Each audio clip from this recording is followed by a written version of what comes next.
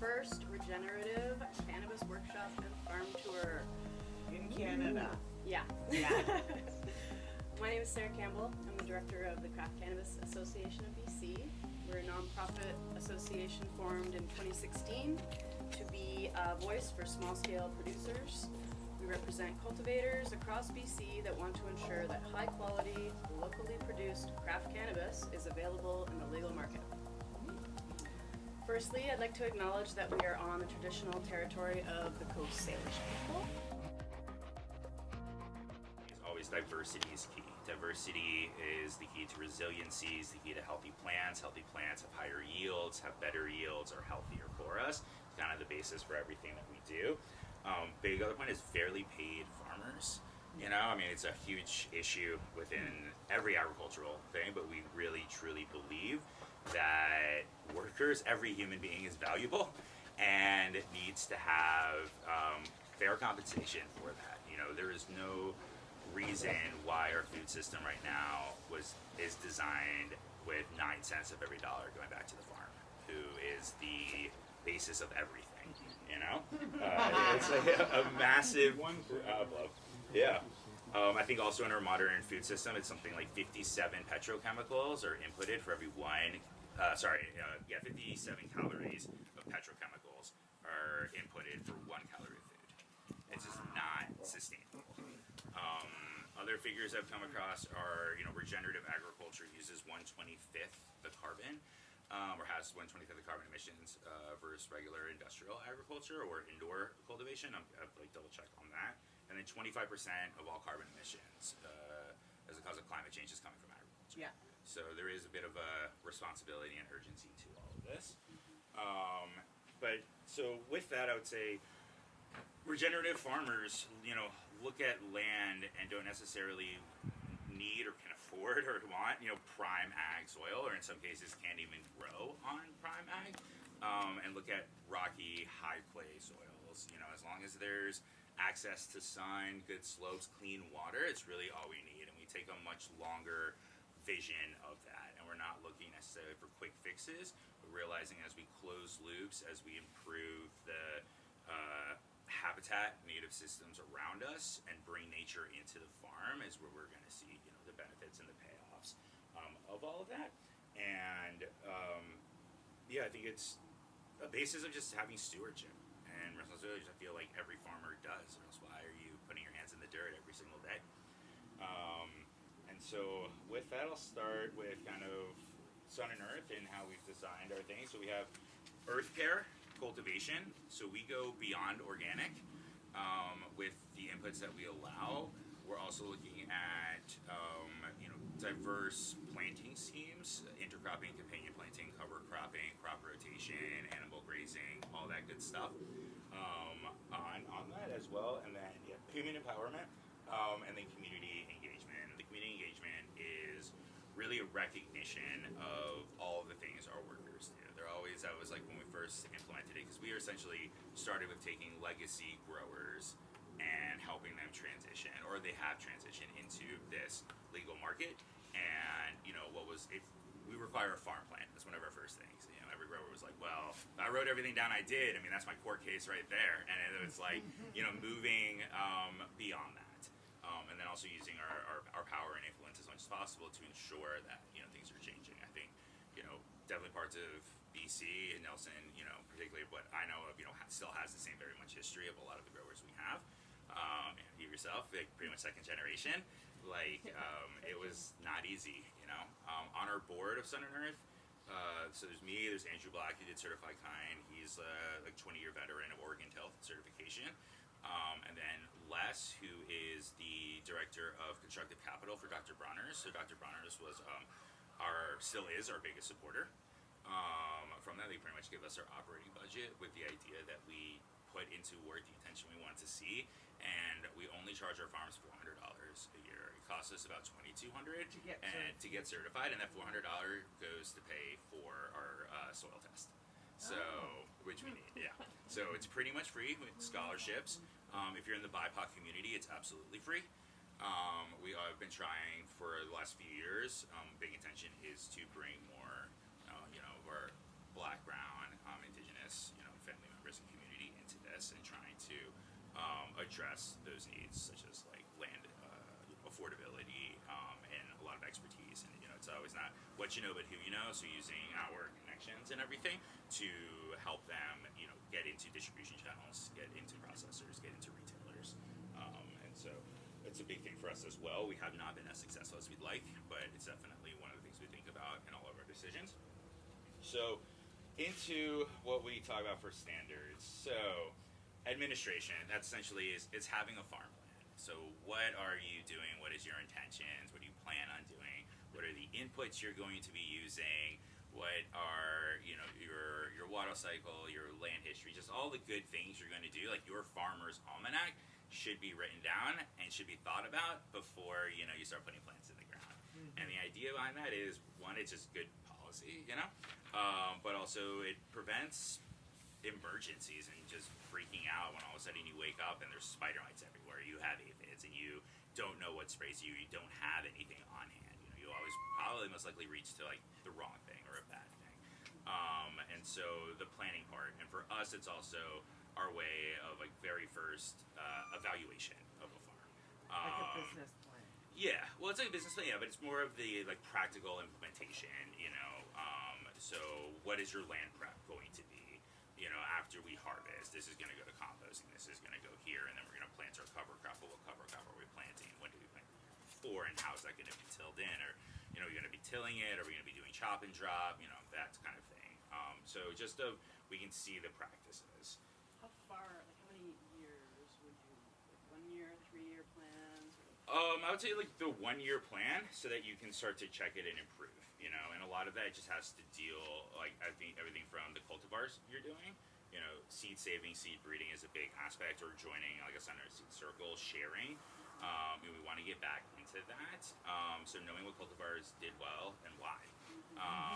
One thing that we see a lot of in Northern California is like russet mites, which was never a thing. We talked to growers who've been there for 30 years, have never faced it, and now it's everywhere. And we've been able to kind of track it up the 101 through breeders and dispensaries. So all of a sudden, the cultivars that they've bred, like the regionally adapted ones that are resistant to aphids and thrips and powdery mildew and late season botrytis, are now really susceptible, let's say, to russet mites. So it's being able to track that, and then what works when, why, because we also have a very restricted list on pesticides, on like what we're potentially chemical free.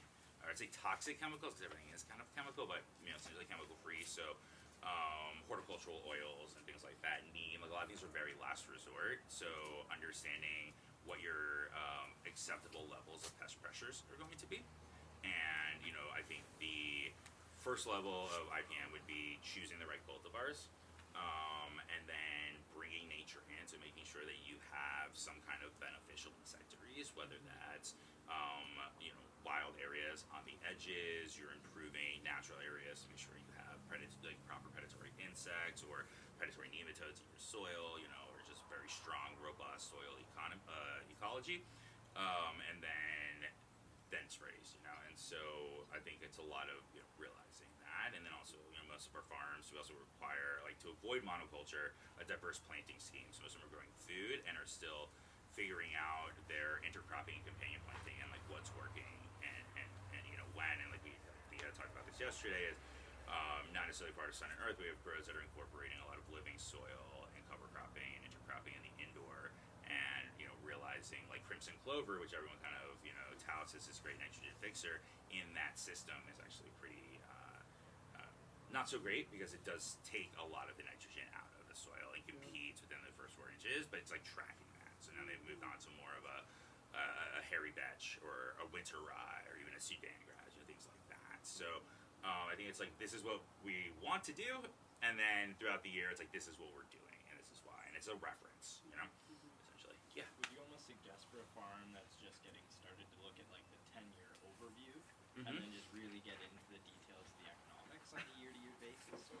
Yeah, I think if you're starting out, in permaculture, you should be on the land for 1 year to kind of figure that out. That's always never super possible, but I think you want to be light on the land, and also regenerative permaculture farming is you're gonna like see all those odds, and it's using what's available, and I think it's closing loops as they happen. So I would say, I used to design a lot of food forests, and it was always a 7-year plan. And how will this grow into this? So when we're planting trees, realizing that those trees are not gonna be really established for 7 years. So how is that gonna grow in, and then what can I grow in the understory until then? And so I think maybe like a 5-year plan might be good, and then being able to track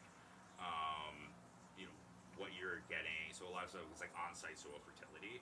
So the compost, and if you have animals, so like the manure generation and all of that thing is going to be a lot more in year 3, year 4 than what you're doing, in year 1. And so when you're looking at the offsets, like you might have to buy a lot of compost to begin with, but then how much compost are you generating? How much do you need to generate based off of like we really are big into soil testing for that kind of thing. Even though I would say there hasn't necessarily been a standard for total NPK needed, but it'll at least let you know how much is being extracted per season.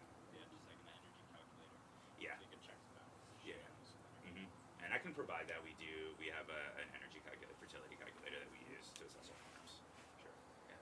On crop rotation, legal cannabis growers can't do crop rotation unless we take a year off. Okay. So the only tools at our disposal are underplanting. And if you had any resources on that, it would be we would love to see them, because we've tried the red clover, alyssum, marigolds, the whole 9 yards. Just kind of what's the best thing to underplant with? Because otherwise we'd take a year off, because we can't move the space is licensed, and otherwise we'd have to relicense different spaces around the farm. So Gotcha. it's certainly not agriculture friendly to say no, you can't do crop rotation. So certainly we'd be interested in any underplanting, especially that attracts beneficials. And you're in raised beds, correct? We're in raised beds. Okay. And it doesn't have to be now, but yeah. But I was just thinking, it's like in the raised beds, and to make it like financially feasible. I mean, those beds need to be filled with cannabis. So yeah, I think it's looking at the cover cropping as well. Yeah, the interplanting, and I guess we can really talk about it. But I think it's as the cannabis is growing in the sizes you're getting with the different strains, but what's available and what is needed. I think for that instance, because you're probably gonna have to do quite a bit of like top dressing every year, essentially. To the big thing with crop rotation, I think, is for like endemic diseases that you see that we just have fostered as humanity with potatoes, corn, tomatoes, all of that, is to make sure that you can change it out so you can have nature kind of rehabilitate it. You get those populations under control, whatever they may be, with the blights and all of that kind of stuff. I think for cannabis, it's a lot more, I would say, from an IPM strategy, trap plants, pollinators to bring in those things, and then somewhat of soil fertility to really help. But I think more of a trying to improve the organic content every year of those beds is probably where I would look at improving it. Right off the bat, it sounds like government once again is in the way, because you're actually encouraging some of these diseases you talk, because I assume you're therefore concentrated. Like diversity means taking space out of it. I don't have problems on my property because I grow a couple here, a couple there, a couple other places, everything's spaced out, and the rest of nature's in between, and I got animals that work around and take care of pests. So I guess that was part of my question. You said this russet is going crazy, so I'm asking, normally, it sounds like here it's obviously a problem, but down south, what is your concentration of production that you, because usually whenever you concentrate agriculture, you create problems. Yeah. So we run the gamut. So we have farms that are doing hemp that are 3 acres intensive agriculture, and so full on kind of like how you would imagine, rows of corn and wheat, they are fortunate enough that they can do crop rotations, et cetera. And their biggest issue, I think, is the on-site soil fertility aspect of it.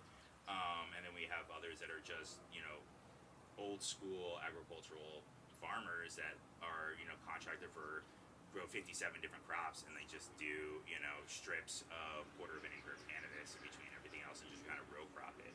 And then we have others that are doing massive hugel beds, and just have 4 cannabis per per bed, but would also growing okra, tomatoes, squashes, pumpkins, watermelons, you know, in between the understory, and are able to have a CSA of 100 plus people, you know, feeding them for 8 How are they months doing or for 8 disease? weeks. They're doing really well. I mean, I think it's really, you know, disease is part circumstance, but then also just knowledge, you know. With that, I would say the diseases a lot of times are in the propagation phase. Are you saying in the States it's legal to grow food under cannabis and sell it? But you know what? It's a new, They have farmers who yeah. provide input, not But sure. Katie, I doing that here. truly believe that we're gonna get there. Like, and that's something that we're talking It's about. good to know, Yeah. nobody has died of a cannabis overdose Yeah. because they grew their beans under their feet. Yeah. Nor did the But this is what we talk to the government about on a regular basis, And that's also a big right? thing we're pushing for. And we talk about food security a lot. with a lot. cannabis in public health is changing hearts and minds on some level, but to have the restrictive regulations on activity cannabis and non-cannabis, because you know if a kid eats cannabis, it's not the end of the world, you know. But of trying to move it towards that is a big thing. But then also, yeah, so in California you can grow food and cannabis together. In Colorado you can now do it, but it's hard because a lot of it is the security requirements and then the spaces for that, and you know, so we have a lot of growers that grow cannabis, you know, with a lot of beneficials. So a lot of like rows of like flower insectaries and things like that, and then have their food around it. You know, and it's just like segregated that way, but that's also because like space is a premium and how the tax structures work and things like that. Sounds like you're collecting a lot of information on the cannabis. Is anybody just sort of noticing on the side the things that they grow with it, whether it's beneficial for them, because that would make a better taste? Oh yeah, for sure. Definitely. Yeah, I mean there is quite a lot. I mean we are looking at probably like 75 farms, and each one of them has their own, you know, planting scheme, and we have a couple of different avenues for our like regenerative community, because we are trying to create a regenerative ecosystem. You know, you realize farmers are just one aspect of that. We're working on, you know, supporting regenerative nurseries, so there's access to actually like healthy, clean, culturally or regionally appropriate clones, and then working with values aligned processors and distributors and retailers to really create that. And one is because I think we have some responsibility for the supply chains that we use, and also there's just a lot. I'm sure everyone here who's in the industry has had the experience of just working with shady people. You don't realize until it's too late, you know, and they talk the talk. And so, I mean, most of the things that we recommend or advise, you know, is coming from farmers. You know, we're very fortunate to have probably 25 plus farmers who've been growing for 25 to 30 plus years. You know, and farmers want to be farmers. And unfortunately, with legalization, you have to be everything, and it's just very difficult. So we try to take on some of that burden, I guess. And you know, I think there's a lot we can learn from the small farm organic vegetable producers. You know, we're still very fortunate that we're making, you know, at worst maybe 150. I mean, I just saw like 87 pounds. Where if you're a tomato grower, you're looking at like 13 or $1 a bushel. You know, and they make it work, unfortunately, by scale. But you know, I think that's one way of, you know, doing it. I think what we really struggle with is getting farmers to be able to do that and have the whole fair pay, fair trade thing. Scale, but also direct to consumer Yes. marketing. That's Exactly. like a huge one that, especially in our regulations of the cannabis model, we need to push on. The reason why so many people are taking the 89 cents or the 91 cents off the dollar is because they feel as though the work to bringing that product to market is worth more than the product itself. Yeah. If we eliminate those, Mm-hmm. the middleman, Exactly. you know, you take out the 6 middlemen that are all there, Yeah. and you just go direct to consumer, then it's much better.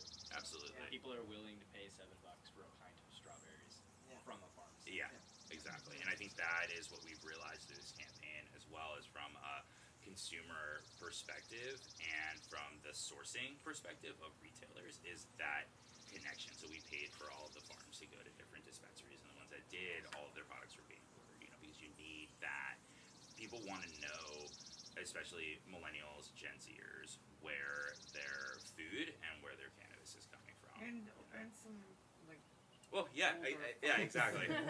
for sure. I just look at millennials and Gen Zers as the most Ethical expendable consumers, income. let's just For say. sure, but baby They're our boomers. future. But yeah, but baby boomers. I mean, like, we are cultivating medicine, and it is going, into people's bodies. And I think that's the other side of it. Is, one is I think consumer ideology or preference of like THC percentage is the be all end all, and I always say like, well, we don't drink grain alcohol, like we drink craft beers, and so there's that aspect of which I think is like foundationally what craft cannabis is. But then lost my train of thought on the other one, but I'm sure it'll come to me. But people want that story, want that connection. I always relate it to like the winery industry. I mean, there's thousands and thousands of wine, but like the wine I tend to buy is the one I've been to that winery. I have that kind of connection. I know the farmers that's growing it, and it's kind of self-selecting. But one thing we're really trying to do across North America is ensure that there's a certified space. We're also trying to support all of our we say like co-opetition, but the other certifications out there, because if they choose organic, they choose Sun and Earth, they choose Cannabis Conservancy or whatever it may be, like we're all winning, and creating that demand so that all certified products, all regenerative products get sold, and ideally there's not enough of it so you can get a premium. We worked when we first started with a bunch of distributors who, guaranteed a 20% premium on all, pounds bought by our farms to really, show that. And I think, that's what I was gonna say is like, we see it in almost every state like we work in, but yeah, there's that 50% markup or 100% markup automatically from the retailer, and it's like you're not seeing any of that. So like, why, and then also the buying all of your product and then not getting paid until it's sold, and if it's not sold, getting it back when it's like degraded and unusable, and like completely changing that system. So we do a lot of like as much as we can, really try and work with allies so that there is that feedback and responsibility, and just that understanding that if that happens, you've just destroyed, potentially the whole family's income. And so that's one thing. So then moving on from there, the second one we're doing is ecosystem management. I mean, so that's pretty much promoting biodiversity.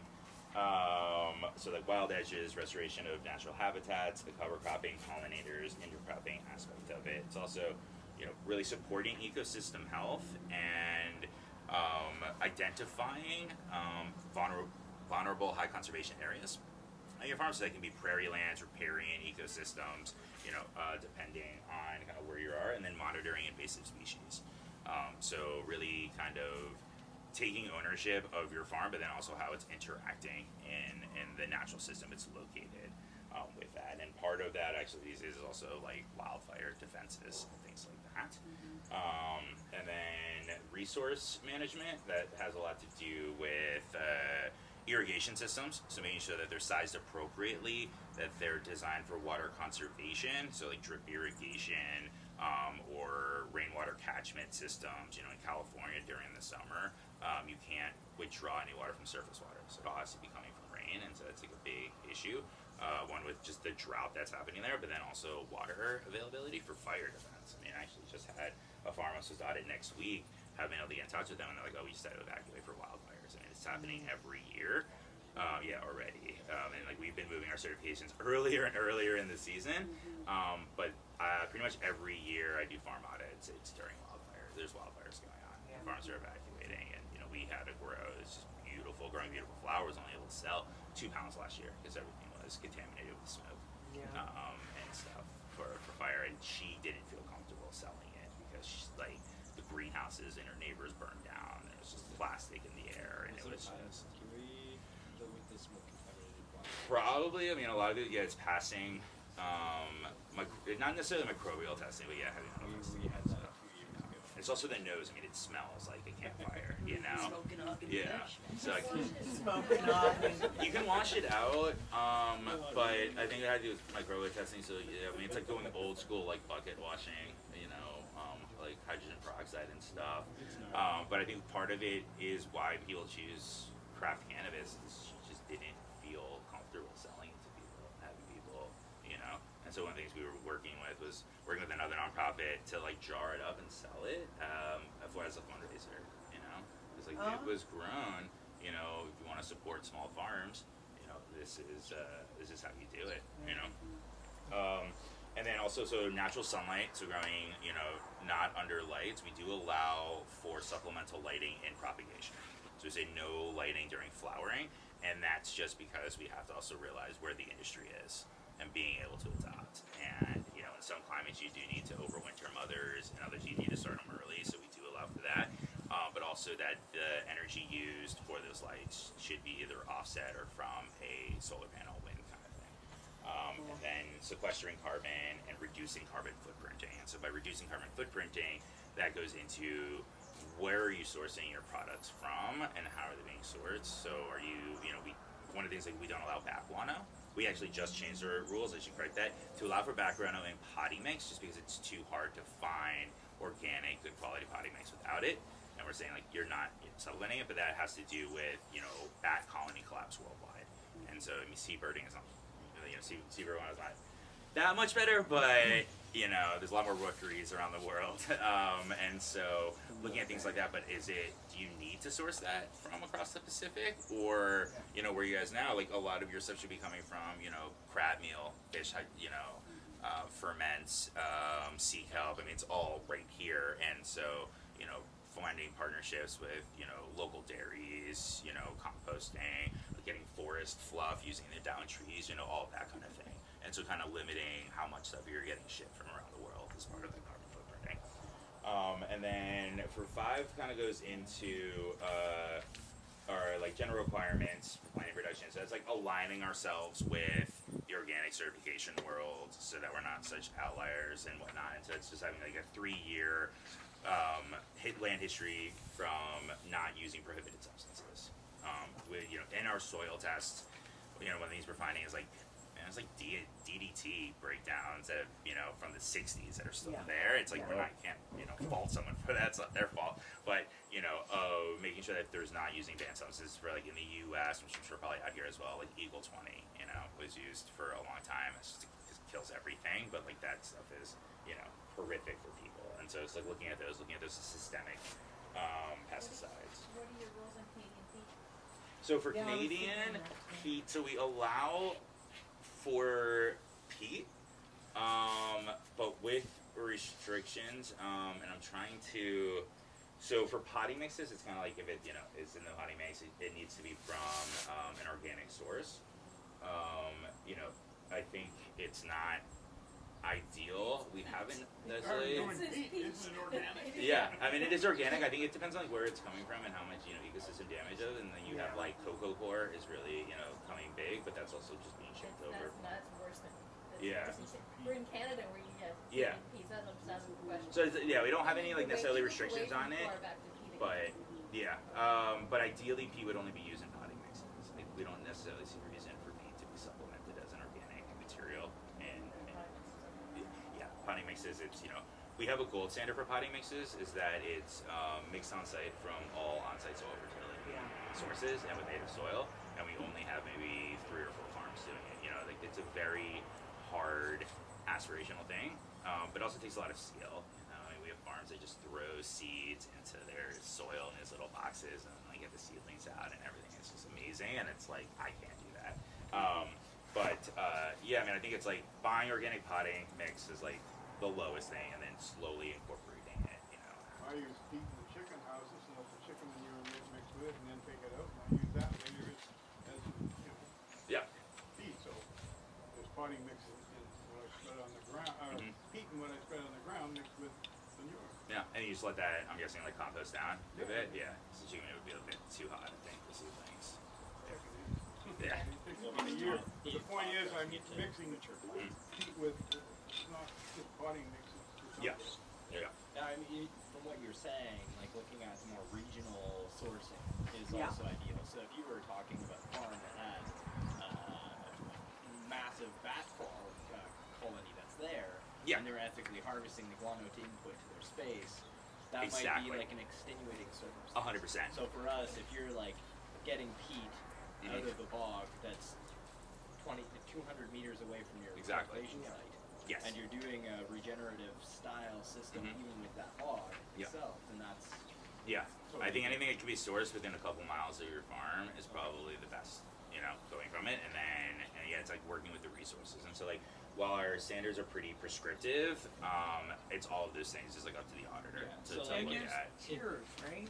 We do have tiers. I mean, we have brown, which no one necessarily really uses because you can't use the certification, and it's kind of for our like getting into our system, so we can either match you with a farmer or help you, get to green, and then green and gold. And I think as of right now, we just have one, maybe two farms that are like gold that just pretty much are like gotten to the point on their farm, so they're just like putting seeds in the ground So and like reaping pounds. It's brown amazing.